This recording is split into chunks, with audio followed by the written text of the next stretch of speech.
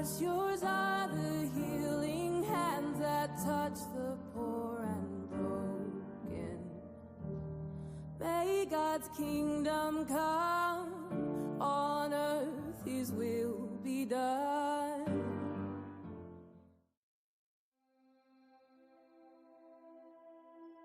Ephesians 4:25 through 29 in the Christian Standard Bible say, "Therefore, putting away lying, speak the truth, each one to his neighbor, because we are members of one another.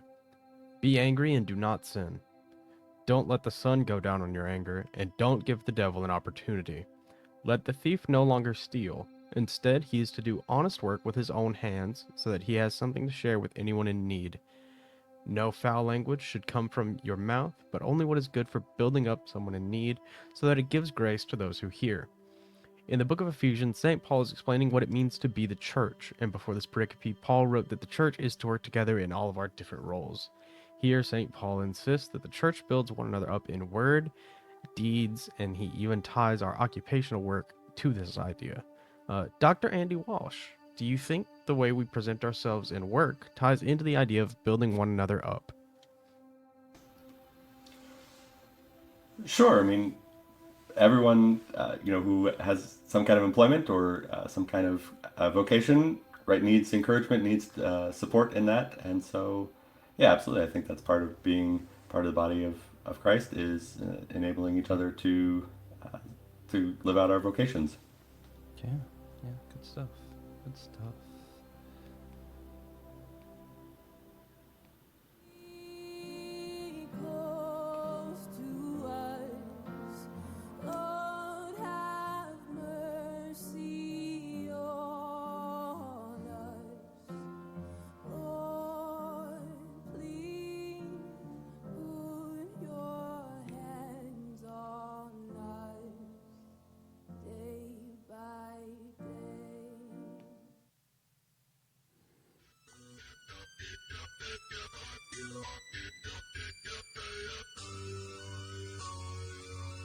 Hey guys, welcome to the Whole Church Podcast.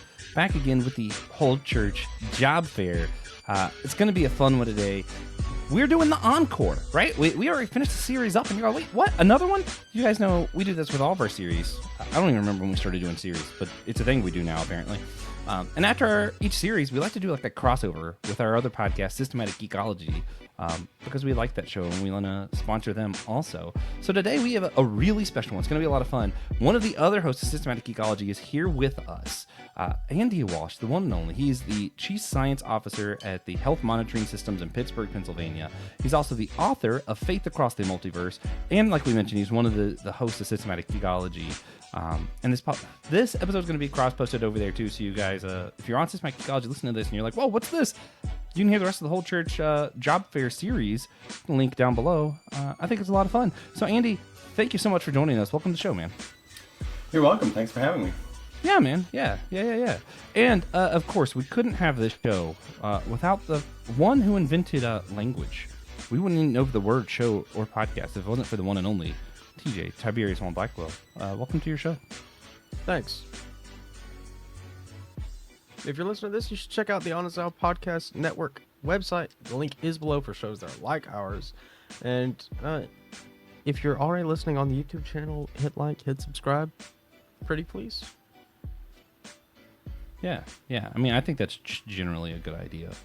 But another thing I think is a really good idea, my favorite form of unity actually is, it comes in the form of a holy sacrament, which is silliness. So we always start our show off with a silly question. If you've listened throughout this series, we did the same silly question. We got a definitive answer from Brandon Knight, and now we're going back to get a scientific answer, a very well-researched answer to this question. When we asked our Facebook group, what are the biggest theological questions that the church and seminaries have been arguing about? Samantha Perez, a good friend of ours, threw out, is a hot dog a sandwich? And a lot of people voted for her option, so we had to include it somewhere. So here it is.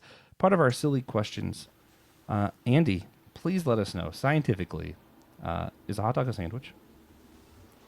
Well, how do you follow up someone who's already given the definitive answer?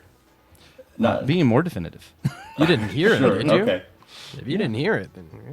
I don't even know what it was. Floor is yours. We haven't recorded that yet. Well, okay, so we're doing time travel. Of course, yeah. It's meat inside of bread. If you want to call it a sandwich, I have no quarrels with that. Good answer. Good Yeah. answer.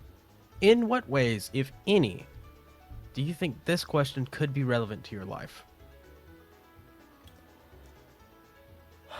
I don't know. I mean, whenever this comes up, it makes me think of the John Hodgman podcast, and because that seems to be the question that launched that whole thing.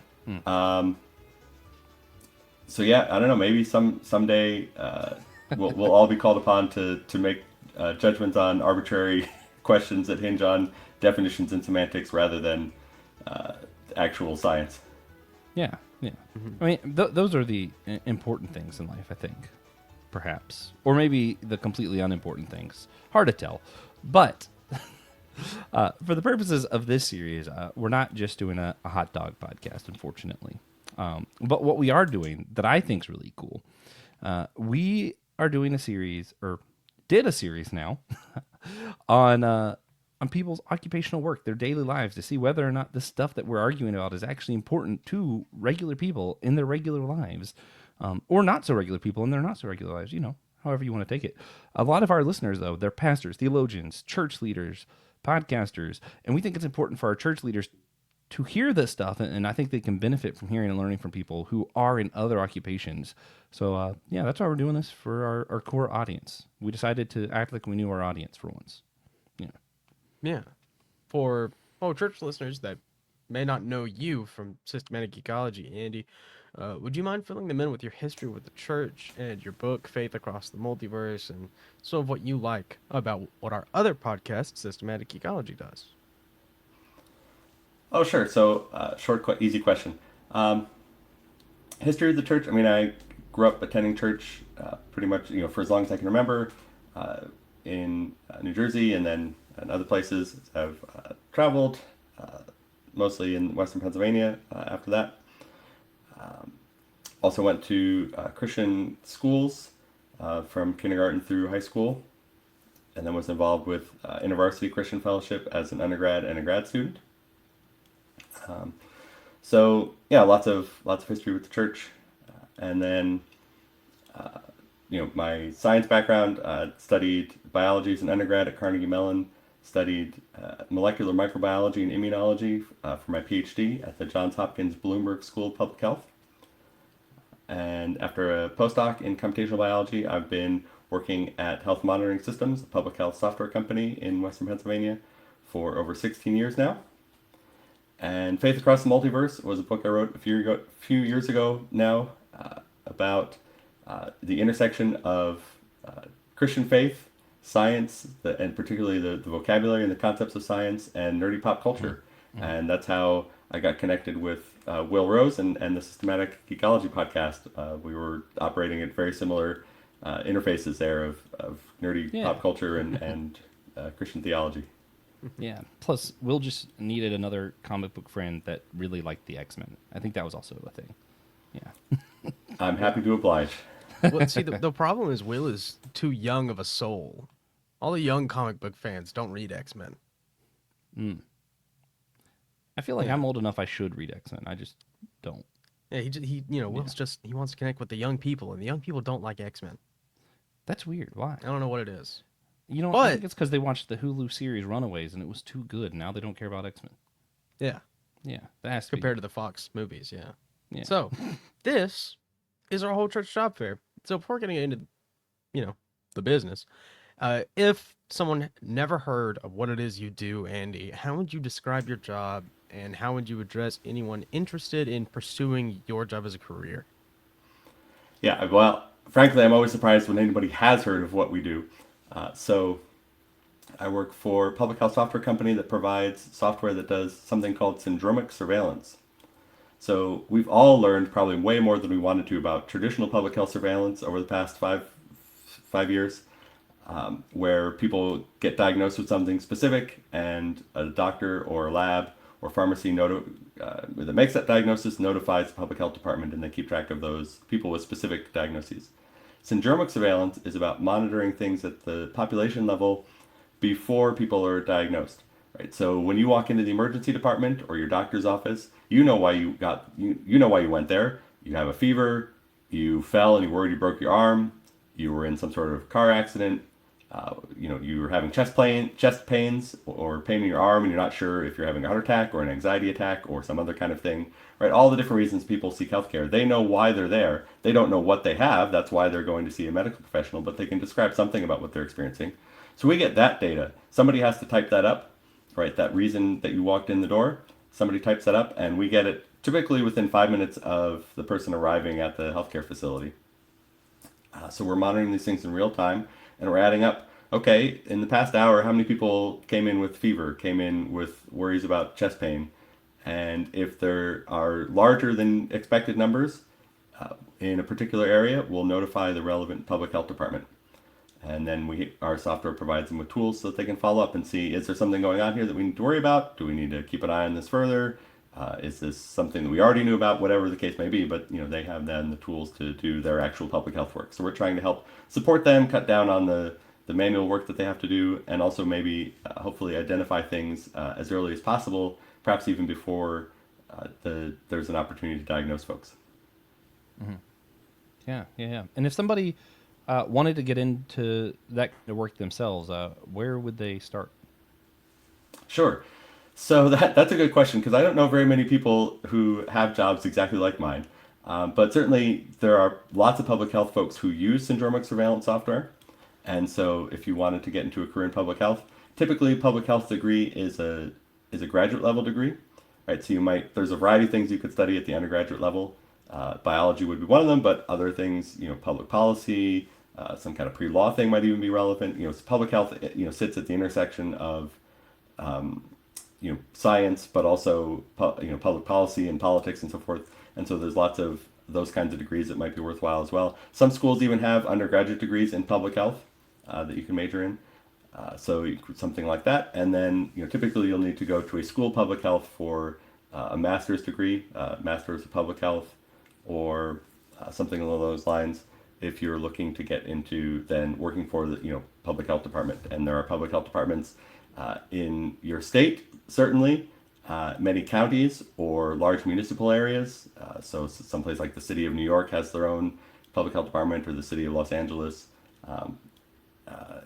It kind of depends, but there are probably lots of public health departments in your general area, and so that would probably be the career path. Cool. So I know we've discussed this several different podcasts, plenty of places, plenty of other people, probably smarter people than me anyway, have been talking about this, but how would you describe some of the challenges today when it concerns integrating faith and science, and why so many people see them as polarizing in today's times? Sure. So, I think right now there's several different reasons why folks see those things at odds, right? Traditionally, there were concerns about, and I say traditionally, that's kind of a short horizon, right? In the past 100 years in the United States and in Western cultures, right, there's been this concern about whether the findings of science in relation to geology, evolutionary biology, cosmology, whether those conflict with the creation accounts in Genesis or not, and other creation accounts in Scripture, right? And on questions like how old is the Earth and how old is the universe, and what is the sequence in which things came to exist. So those, those are kind of long-standing issues. Again, in that, by long-standing, I mean kind of in that past 100, 150 years, that folks saw as a source of tension, conflict, or at least a discrepancy. Much more recently, we've seen, that conservative Christian communities took a very different approach to topics of climate change and public health responses to the pandemic than some other communities. And so there's just kind of that sense that the scientific world is trying to control us, take away our freedoms, take away our liberties, right? Tell us how to live our lives at a very granular level, right? Whether that's what kind of car to drive, what kind of food to eat, what to do with our trash, what to do, with our faces, how to breathe, people feel like, all of those things they're being told what to do and how to do it, and when to do it and where to do it and why to do it, and there are a lot of reasons why you might object to that, but certainly it seems to have clustered around religious communities, partly possibly also because of that longstanding uncertainty about whether scientific institutions had their best interest in mind, and possibly also because some of the restrictions came around gathering in churches and so forth. Right. Yeah. So has it ever impacted your work personally? That's a good question. Yes and no, right? It hasn't stopped me from doing my job or anything like that. It is certainly disheartening to see the people that in the community that I felt like I grew up in, felt like I was a part of, take a very different view of these things, despite the fact that I got into this line of work because of the values that were instilled in me during those formative years. In hindsight, it's interesting to think about the fact that when I told people that I wanted to get into public health and studying infectious diseases, sort of in that like high school, pre-college era, whenever I mentioned that to people in church, they were always like, "Why are you doing that? Why wouldn't you go cure cancer?" So I don't know if there's anything to that. That may have been just kind of a casual, like, I don't understand what you're talking about, but I know cancer, and so that to me that's important. Yeah. Or there might have been something more substantial there, as a kind of hint about how conservative Christian communities felt about public health and infectious disease prevention and so forth. Yeah, I think so. that- It was certainly discouraging at that point a little bit, and has only gotten more discouraging in recent years to see that kind of attitude. But it doesn't so far prevent me from doing my work. That said, very recently, through a chain of events, right? We are having projects at work canceled and having to let employees go and having to see the public health departments that we work with change directions and shut down projects and let people go on their end as well, because we have made decisions at the national level about changes in priorities in public health. So in that sense, and that has a lot of religious motivations, or at least people are citing their religious beliefs for why they have those priorities. So yeah, I guess in that sense, in a very, very recent sense, like in the past several weeks, it has started to have more of a tangible impact on my job. Yeah, I think all of those people just really thought that you could cure cancer if you felt like it. Yeah. I think that's to them. You were just saying you don't want to. I think that's what happens a lot of the time. Anyway, I don't think that's it. But Andy's smart enough. He probably could if he had a little bit of extra free time. That's exactly what I'm saying. Yeah, that's true. That's a good point. Yeah. No, but more seriously, I think when we get at some of this tension, a lot of it I think goes back to the Scopes monkey trial in the U.S., which was all constructed for the sake of being polarizing, more or less. Like if you actually look into it, the teacher even said, like, I'm not sure. I might have taught evolution. They just wanted to have a legal case about what we could or couldn't teach in schools. That's all. The whole reason that happened. And what's interesting is if you go back before the Scopes trial, even in America, the fundamentalist Christian documents, they're like the most conservative documents like possible. Some of the authors there were Christian evolutionists. So it really wasn't until that legal case came up that some of this tension started being felt. So a lot of this is pretty recent, like you mentioned, Andy. And then I think there's also something underpinning it a little bit further where people in their faith and just in life in general, they want to just have solid, clear answers. And a lot of conservative pastors preach this kind of idea of the Bible where it is completely authoritative and completely literal, inerrant, all that stuff. And they say this is the answers, it's all black and white, whereas science doesn't do that, which I don't think faith does either. But if you grew up in that kind of faith, you want everything to be that way. Science usually does this thing where, like, here's what we think right now, but we're going to keep testing it, and if it's wrong, we're going to say it's wrong and come up with a new hypothesis. And a lot of the times it comes up with stuff like, hey, a lot of what we've been doing is harmful to the earth. A lot of this is like, and people don't want to feel bad, and people just want clear answers, and that's just not how life works. So I think maybe it's less qualm against science and more a qualm against reality, perhaps. Or at least complexity, right? In the ways in which reality is complex. Yeah. But speaking of that kind of polarization stuff, I think it's interesting because also on our other podcast, Systematic Ecology, that all of us are a part of, we have a theme this year on polarization. And you contributed a lot to the different episode ideas we've been doing over on that show this year, such as the Magic versus Science, Jackie Chan versus Bruce Lee, other ideas that haven't even been released yet. Would you mind telling our listeners a little bit more about that series and some of the ideas that you came up with regarding that? Sure. So I think there is in fandoms, there's a long tradition of these kinds of, well, you have to pick this, or you have to pick that kind of thing, and I think it comes from a zero sum mindset that's very easy to adopt when you're perhaps younger, right? And we associate a lot of these fandoms perhaps with young people, as we talked about before. People of a certain age read X-Men at a certain time in their life, and not at other times, or perhaps, and so you've got your Star Treks versus your Star Wars, and Jackie Chan versus Bruce Lee, right? A lot of these things I feel like come up among young people who are still trying to kind of figure out their place in the world, at least in the sense of feeling like you have to pick one or the other, and you have to feel very strongly about your choice, right? We can all have conversations about the relative merits of different things, and people approach that a lot of different ways, and nuance and relative values and priorities, those are all perfectly good things to talk about. But I do think there is a certain kind of mindset that's perhaps an immature mindset, perhaps just haven't had a lot of opportunities to deal with complexity or nuance mindset, but that feels like people have to make a choice between one thing or the other, and then feel very strongly about that, and so very strongly against the other. And so I was just kind of reflecting on some of those things that I've come across, magic and science being a big one that covers a lot of different categories, and to the point they'll even see characters within the stories sniping at each other about, well, I'm a scientist, and so therefore all your magic nonsense is nonsense, or I'm a wizard and I think your technology is awful and ruining the natural order of things, and so forth. So that that one's a fairly common one, both inside and outside of stories. Mm-hmm.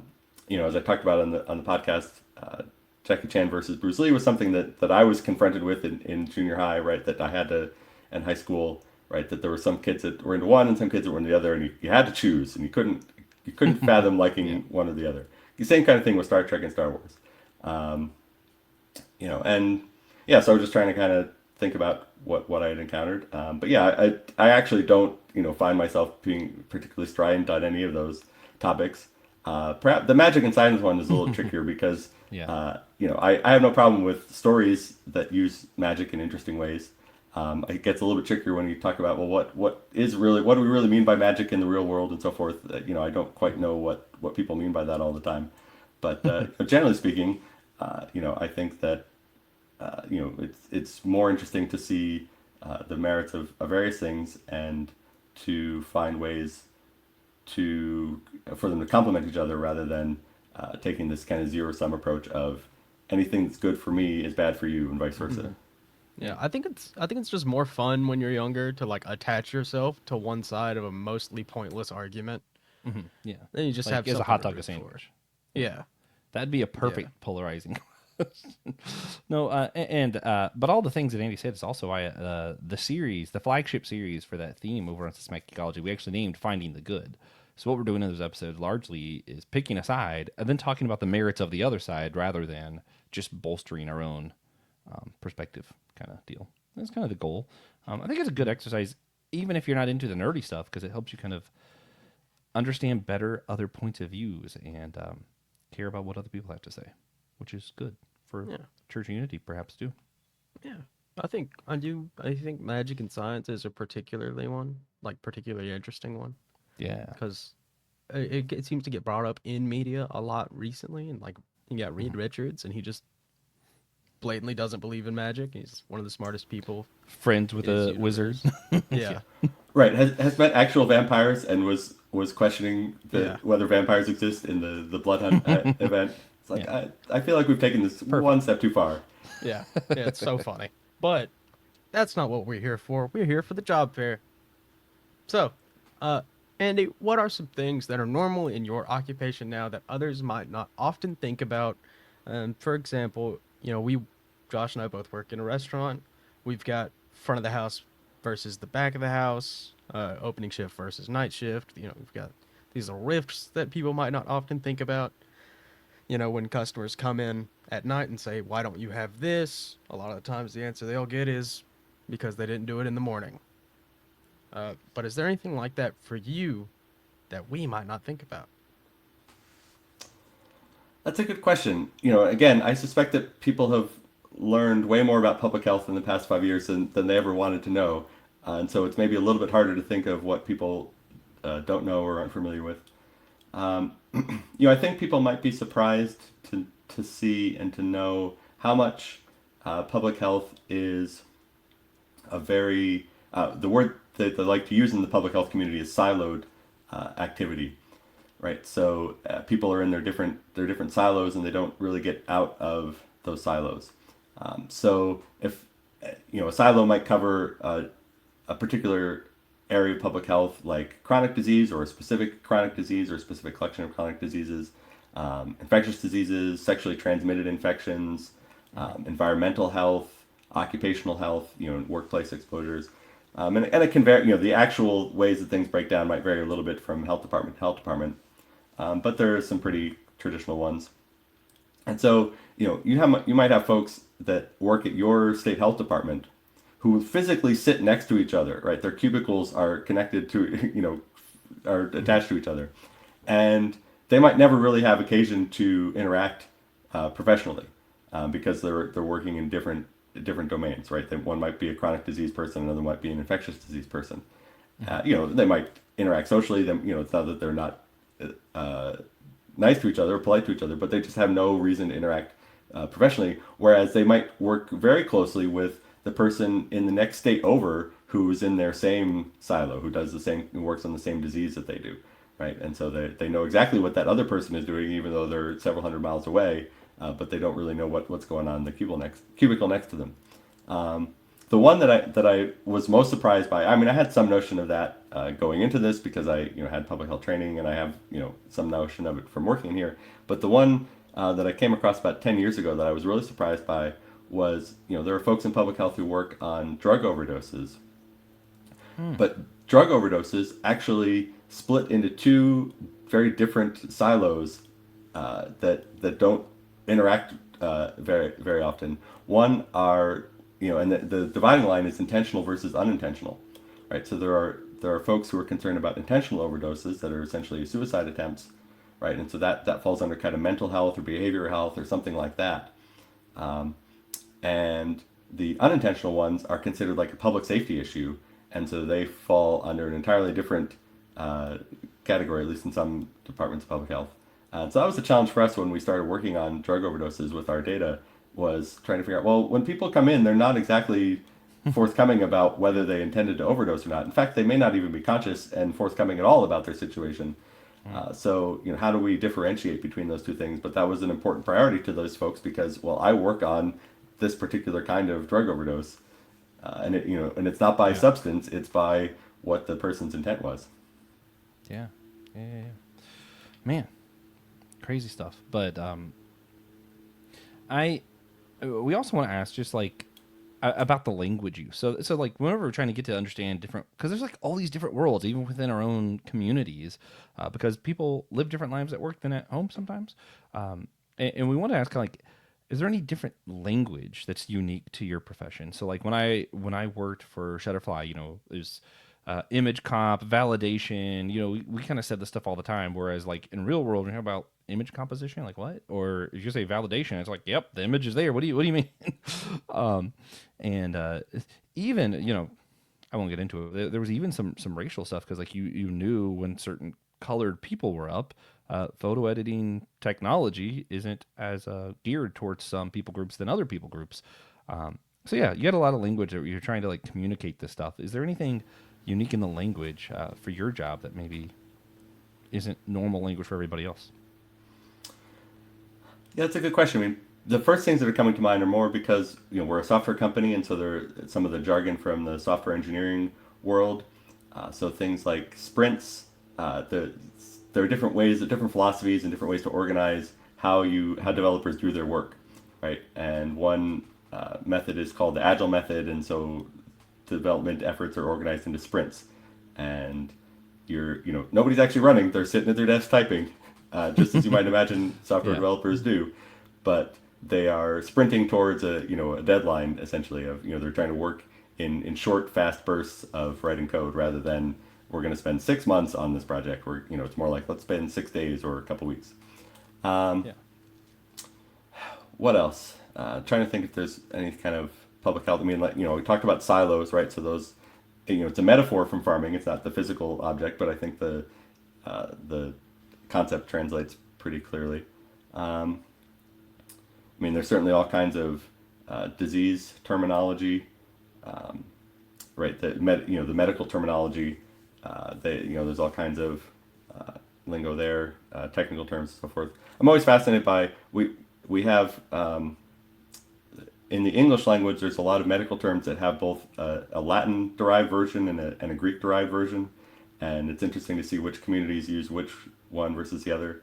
So things like adrenaline versus epinephrine, right? That's Latin versus Greek for above your kidney. And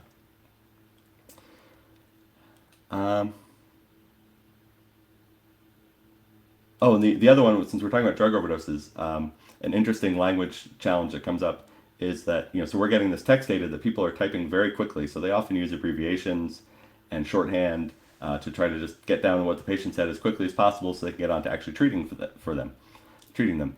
And so oftentimes if somebody overdoses, they'll just type OD for overdose. However, there are some doctors and clinicians that like to use OD as an abbreviation for right eye, from the Latin.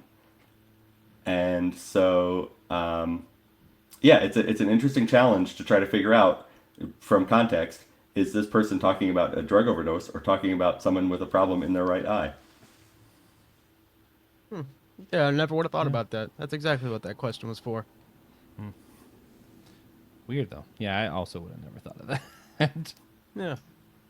Cool. So, for the meat of these episodes, or job fair, we want to walk through 12 big theological topics that often get debated by theologians or podcasters or pastors, and to see how these ideas actually impact people's everyday lives, career-wise specifically.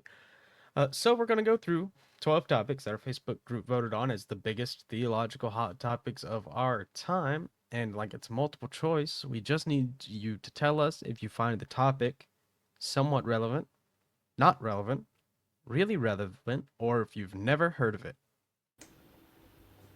So, pretty easy. You've got 4 options for each of our 12 topics, and then later we'll go back and highlight a couple to talk more in depth about. Does that sound like something you're good for, Andy? I will give it a try. All right, that's all we can do, right? We can do our best. So, the first one's going to be soteriology. And the question is if that is relevant to my job or not. If it's relevant, somewhat relevant, not relevant, or if you've never heard of it. Yeah, just say one of those 4. Right. I know I've heard of it, but I'm not totally confident. I'm going to say not relevant. All right. Free will versus predestination. Yeah, not really relevant. Atonement models. Yeah, not really relevant. Continuationism versus cessationism. In regards to gifts of the Spirit, specifically. Right. Yeah. I mean, I suppose it's a little relevant. All right. Christology.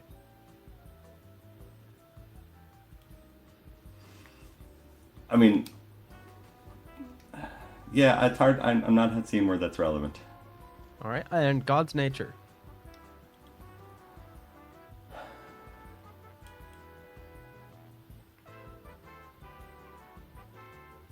Yeah, I'm not seeing. I feel like I'm doing very bad at this. I mean, I'm not saying these are not relevant topics, but like in terms of how I actually do my job day to day.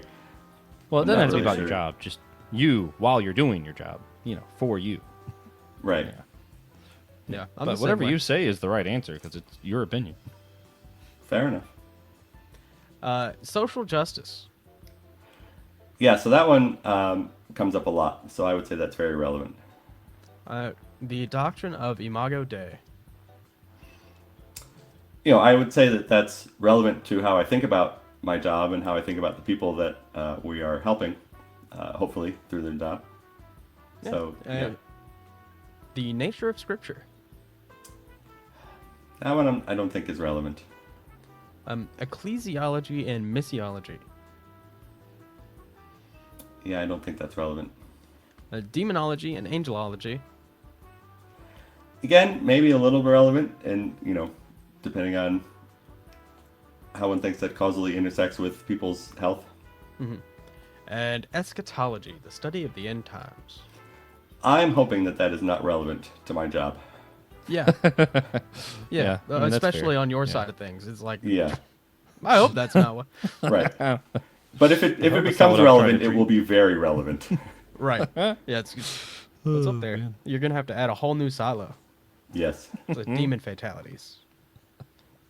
Oh man! So with that, Andy, if you had to pick two of those above 12 topics that we mentioned that you think are relevant to your day-to-day life, just to talk a little bit more about, they don't have to be the two most relevant, just two that you would want to talk about that you think are relevant. What would they be?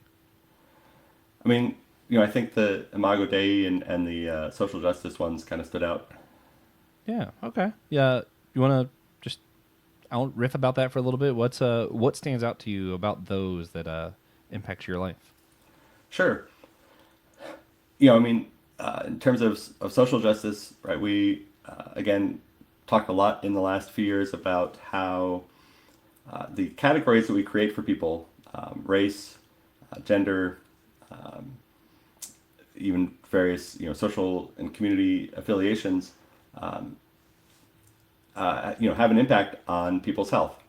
And the beyond whatever biological correlation there happens to be, right? So we've known for a while, for example, that there are certain health outcomes that are worse for Black people in the United States than they are for other groups, and that is not and the evidence does not suggest that that's because there is some genetic feature of that population that means that they have worse outcomes, in things like blood pressure and diabetes and so forth. There are obviously, one example that people might go to is sickle cell anemia, right? So the genes for sickle cell are more prevalent in certain populations, and that does have to do with, the intersection of sickle cell anemia and malaria protection. And so people coming from places where malaria is endemic, right? That is there is some biological genetic connection.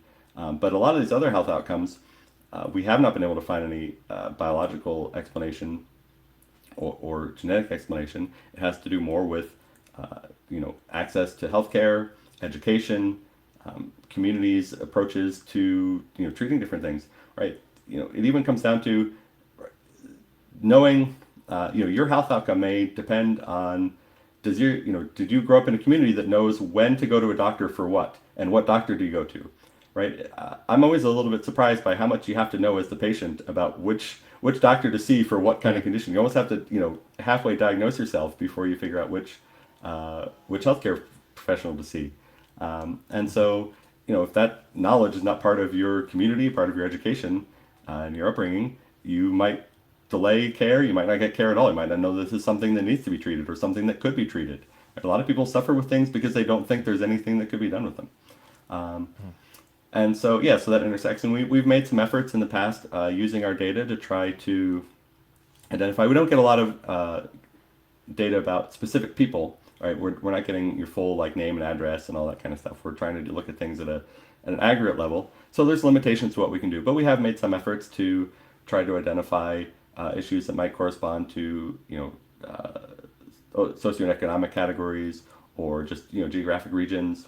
I've seen public health folks who have access to more granular data. They've been able to identify specific housing developments where there are, specific healthcare problems or healthcare issues because of access to healthcare and different issues. So that definitely intersects with what we do a lot, and we talk a lot about how do we provide the best care for everyone, and to make sure that public health is definitely concerned with things like education, access to resources, right? We're not necessarily treating each individual people. That's more on the medical side. But if there's an issue with a particular neighborhood is too far away from the nearest pharmacy, the nearest grocery store with fresh produce, the nearest emergency department, right? That's a public health issue in terms of how do we identify those communities and those needs. Yeah, and I just want to lean a little into that. Do you think there are any ways that the church can actually help be part of the solution here? Because like what you're mentioning is it's not something that maybe science can solve on its own, because what we're seeing is a lot of these issues aren't just genetic, it's people's access. Is there a way the church can step in there?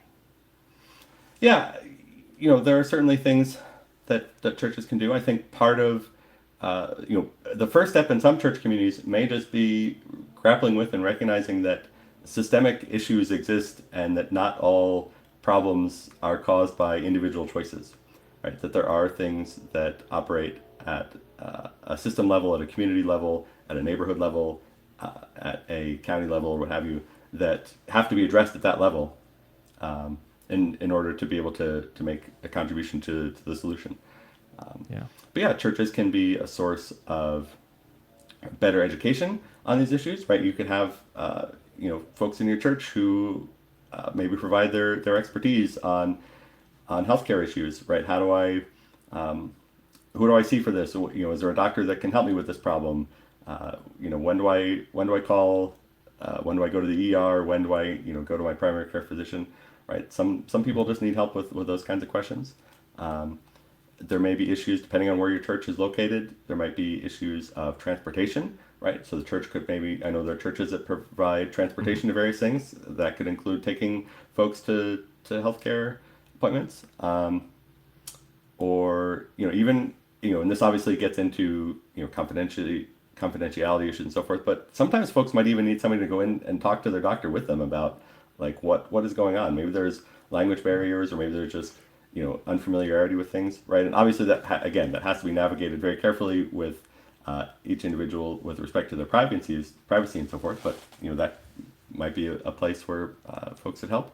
Some churches operate food pantries, just kind of paying attention to what food are we stocking, what kind of nutrition is available through this food. Is it all just calories? Are there plenty of micronutrients? Is there plenty of protein, plenty of fiber, all those kinds of things? And so maybe even rethinking about, asking what you ask for donations for the food pantry might be something that the church could do.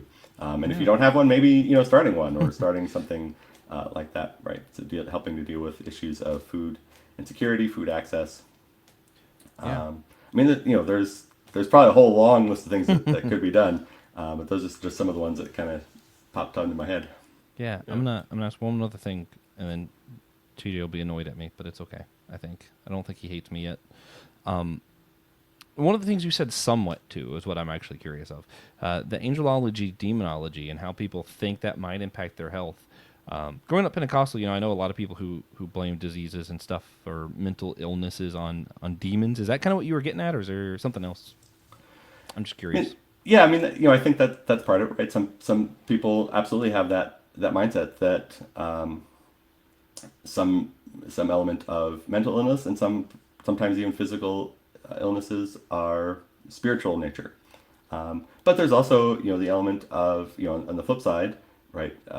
Do I think that angels can be a source of healing or a source of relief from these things, right? So I think that there's a kind of practical public health issue of being aware of people's beliefs in those kinds of areas and helping navigate them, and whether you as a healthcare provider or a public health professional share those same beliefs or not, you might have to still navigate how a person approaches those kinds of questions and be respectful of where they're coming from and provide solutions in a way that is consistent or complementary to how they approach things. And that may be another role for the church, right? For the church leaders to be able to help navigate those intersections, right? And help maybe some of the congregation being a positive force for, hey, there's a way that this medicine or that this healthcare procedure or mental health treatment can sit alongside of your belief in God's healing rather than being at odds with it. So yeah, that was kind of what I had in mind. Yeah. Yeah, I mean, I get it. And they're right. Demons do cause all bad things. No. Yep, that's what that is. So, is there any one of the topics that we mentioned that you think is particularly irrelevant to your life, like specifically? I mean, to my life as a whole, not necessarily, but thinking about like how I conduct my job day to day, right? I'm not, like I said, a particular model of the end times, a particular model of atonement.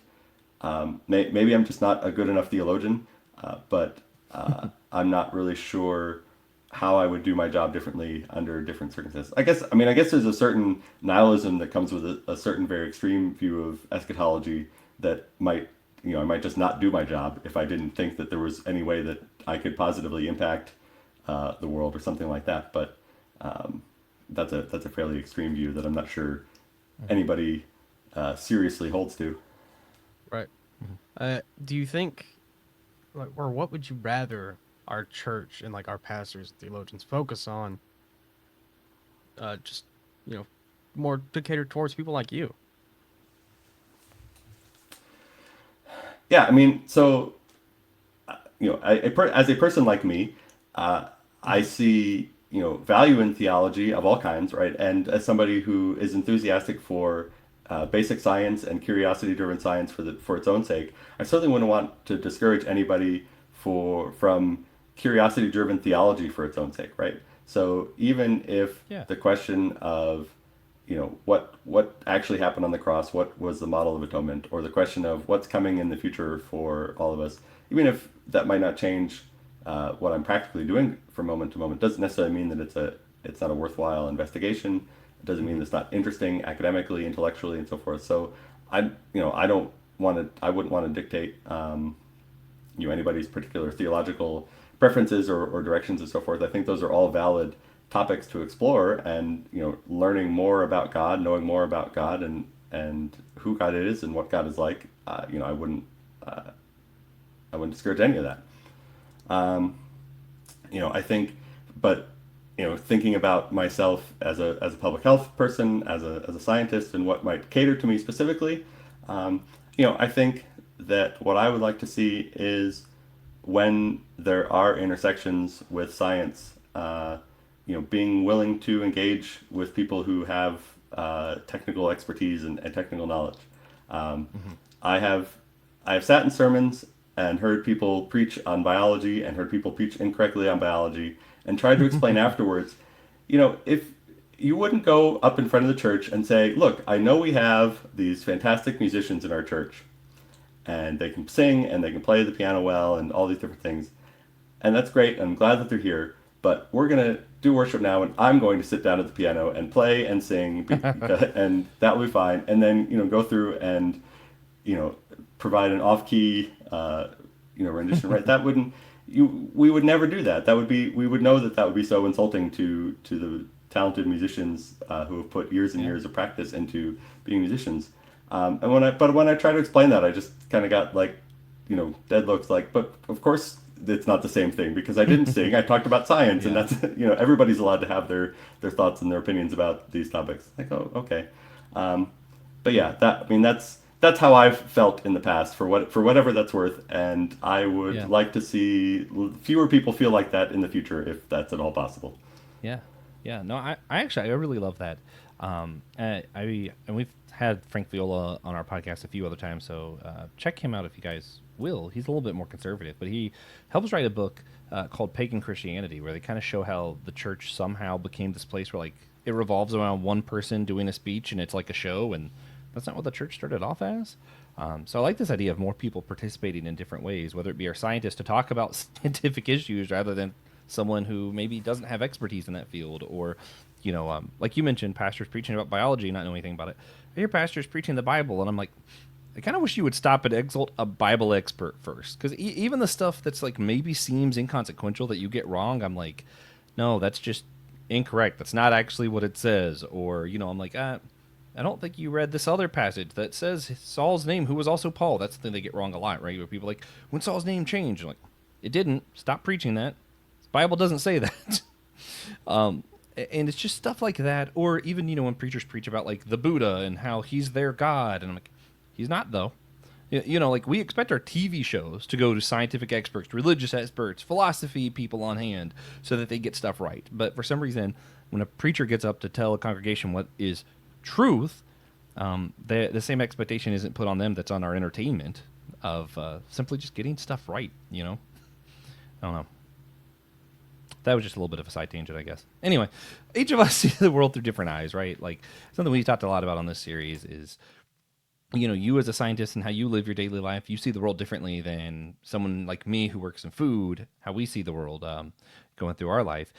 Is there anything in your work that you think that you see that our pastors, church leaders, theologians might benefit from seeing for themselves or learning more about that maybe they don't see in their regular daily lives? Yeah, I had occasion to talk with Will a little bit about this, and it was kind of actually even exploring a little bit as we were talking, and hadn't quite articulated it in this way before. But one of the things that I have to do for my job periodically is we get this text data of why do people go to the hospital, and we have to identify new categories in that data and find new things that we hadn't been looking for before. For example, drug overdoses. We didn't used to work with those, but there became a bigger and bigger concern, and our data was able to provide up-to-date information at a time when that was harder to get. And so, it was a new thing that we had to take on. So periodically I have to go through this text data, and, I'll look through tens of thousands, hundreds of thousands of, these short little descriptions of why people went to the hospital. And by and large, what I'm getting is a very, very concentrated dose of everybody's, top 5, 10 worst days of their lives, right? Yeah. There are some people obviously that go to the ED more often that are experiencing chronic illnesses, or, and there are some trips to the ED that are not that big of a deal, right? You had a small injury or, a little bit of a fever, and, you'll be fine. But, by and large, if you're in the emergency department, that's one of the worst days of your life. You've been in some kind of bad car accident, you're having some kind of health crisis. Even if it's just kind of that emotional, like something is going on with my body that I don't get. That's a tough day. And so getting that concentrated dose of tens of thousands, hundreds of thousands of people's, worst moments, that's a tough thing to do with, kind of emotionally, mentally. And so but it's, and thinking through that and thinking about that, it's given me opportunity to reflect on, the experience that God must have of having a much more, than just a little text blurb awareness of what people, both the joys and the happiness and the top 10 days, positive days of people's lives, and the the top 10 worst days of people's lives that we're all going through all the time. Right? There's always I don't know how many millions of people experiencing their worst day of their life at any given time, right around the world. And how God experienced that exactly, I like I said, I don't really know for sure, but with Scripture testifies that to some extent, in some fashion, God is aware of our suffering and our joys, and is sensitive to those things. And so what must that be like? And again, not trying to say that I'm experiencing something the same way that God has, but it's a different kind of human experience that maybe helps us to think a little bit differently about what God's perspective might be like. Yeah. Also, for those wondering, he mentioned Will. That's Pastor Will Rose. He's my pastor. We also mention him every episode now, apparently. And Will and Andy did an episode, a YouTube exclusive for Systematic Ecology, talking about Andy's book. So I think that's kind of where they got into some of that. If you guys want to check it out, hopefully I remember to put that link in the show notes. But I'm bad at that, so don't count on it. Yeah. All right. So are there any questions that we might have missed that you think people might want to know about you or your work as a public health official? I think we've touched on the basics of what I do. It is a very unusual kind of job, as I've kind of hinted at, right? It's at this intersection of software and software engineering and statistical analysis and data engineering and data science, and also public health and biology. And so you guys are basically getting multiple jobs at once. Yeah, I Just mean so when Yeah. when I applied for this job, they told me, well, we didn't really have an opening for somebody like you because we didn't know that somebody like you existed. Um, Yeah. but yeah, so it's always there's always something new going on. There's always something interesting to work on. Um, but yeah, I hopefully folks have a little bit better awareness. That this is there's a whole community of people who are sitting out there. At a second kind of level removed from your doctors, right? You've got doctors and nurses and other clinicians who care about your specific personal health and well-being. But then there's this whole other level of people that are trying to think about um, how do we make things better for whole groups and communities and neighborhoods and states and counties, and hopefully that's a positive thing to think about. That that these folks they may not always achieve it in the to the best that they want to, or to the degree that they want to, but they are trying to figure out how to make things better for all of us, how to improve our health, how to improve our environments and our communities, so that we can all flourish a little bit more. And yeah, Yeah. and it really kind of grieved me a bit when to see these folks get demonized so much, and the idea that like, oh, they don't want us going out and hanging out in restaurants or getting together. I'm like, if only you knew, you could talk to some of these people, like they would be the first person to go to you with a bar, have a drink with you, chat with you. They would love nothing more than to see you get to socialize and be happy, and would gladly do it with you if you were so inclined. But yeah, I think there are a few people that I've met more who are more just kind of thinking about how do we make things better for everybody all the time. Yeah, I do Yeah. have one question. As the chief science officer, do you get like a big fancy desk? Or a You got a Star Trek nameplate? emblem. Uh, so I got the job title that I have. My boss said it was about 60-40 between it was an appropriate promotion in the sort of corporate advancement sense, and wanting to give me a job title that was the same as Mr. Spock's on Star Trek. Yes.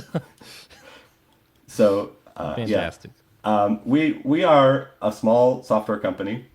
I, there and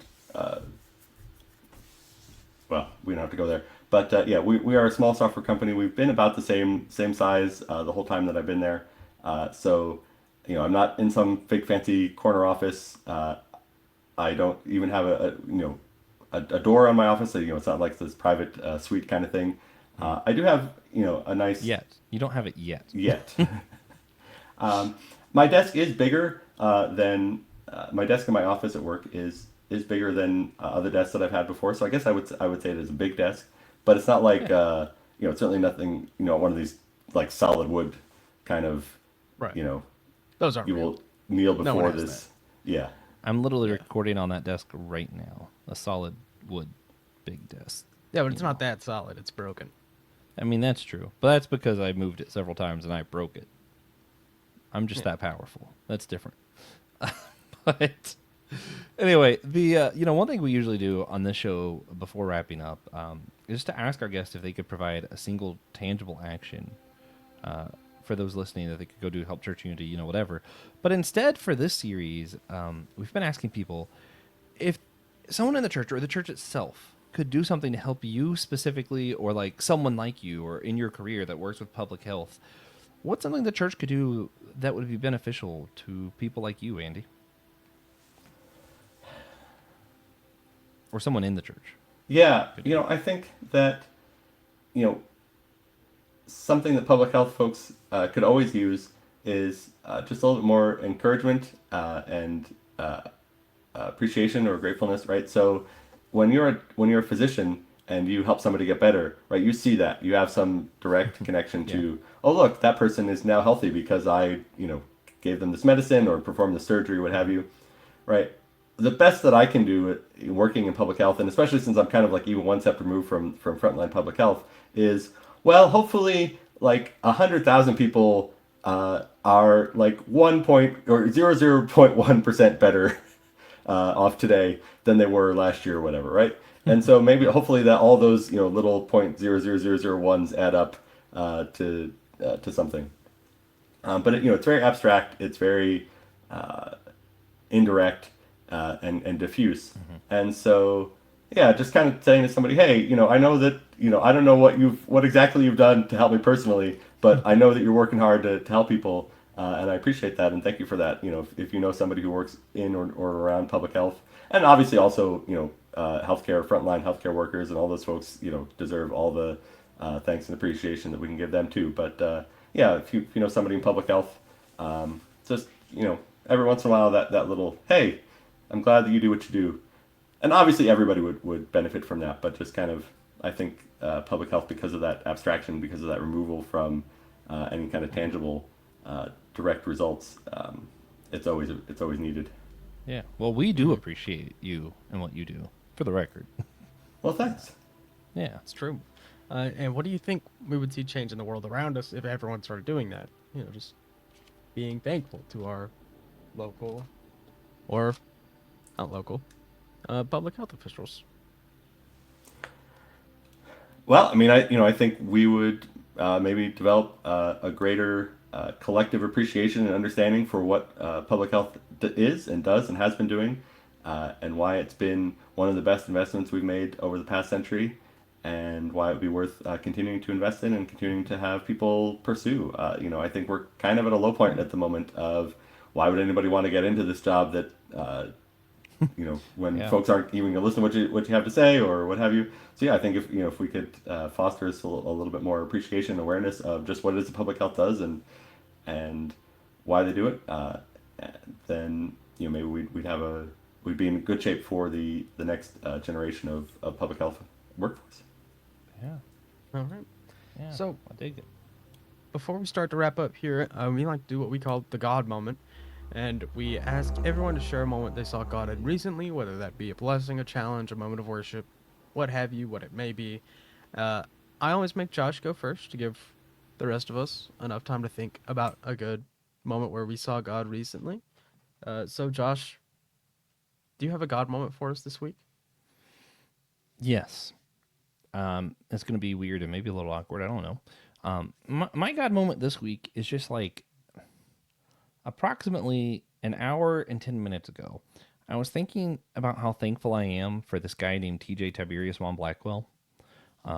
He just does a lot for different podcasts that I'm involved with. I produce, I edit, I do all this stuff. And sometimes TJ's just like, he's the ground man, right? Like hey, we need somebody to jump in here. And he's like, yeah, I could do that. Yeah, I know enough to talk about that. Sure. And TJ says sure to so many wild, crazy ideas I have or just things that I need help with. And he makes my life a lot easier. And just think about how thankful I am for him and how I just don't say that enough, probably. So being on this podcast and getting the opportunity to thank TJ is that's going to be my God moment. So thank you, TJ. Yeah. You're welcome. Yeah. Yeah. So for me, my God moment, it's a weird one. It's a different one. Mhm. I've been so caught up in like the cultural zeitgeist of, just everything that's going on really, and how much attention has been diverted away from environmental health recently because of the pandemic. And seeing it come back into the spotlight, especially for us here in South Carolina, where we've got, wildfires for the first time like ever. Not actually ever, but definitely for the first time since I've been alive. Uh, it's been pretty eye-opening to see people around me start to grapple with the idea of environmental health, and especially because I just the other day I found out, and this is well, I've always been such a big advocate for making your kids go play outside, but now it's just not all that safe. Uh, my roommate was going for a walk out behind our apartment complex, just walking out down there because he likes to look around and see old stuff, old rotted out buildings Yeah. and stuff. And he found a chemical spill in our creek. Oh? Yeah, Wait, what kind? not sure yet, Hmm. but now that's under investigation. So Interesting. yeah, That is not where I expected this to go, by the way. no, it's not, Yeah, is it? that's wild. But these other problems still exist. It's Yeah. nice to be out there. Community, our country would fall apart if we weren't. Everyone wasn't trying to look out for each other at least a little bit, and I think that's kind of what's happening. So Well, do your part. is that a blessing or a challenge? Like a blessing, we It's remember both. that there's other problems other than just Donald Trump. Yeah, Yeah. yeah. He's the He's not the president. only Also, problem in the world. there's chemicals in my creek. Yeah. But Ugh. that's getting dealt with. So, Andy, do you have a God moment for us this week? So we're making plans. My wife and my daughter and I are making plans to visit my parents for Easter weekend coming up. And kind of out of the blue, my daughter was asking me, "Hey, does Grandma still run the Sunday school at her church?" And I was like, "Yeah, I think so." Or she's still involved. It's like, okay. Like, and you asked this because she's like, "Oh yeah, because I wanted to see if she needed my help with Sunday school when we go see her."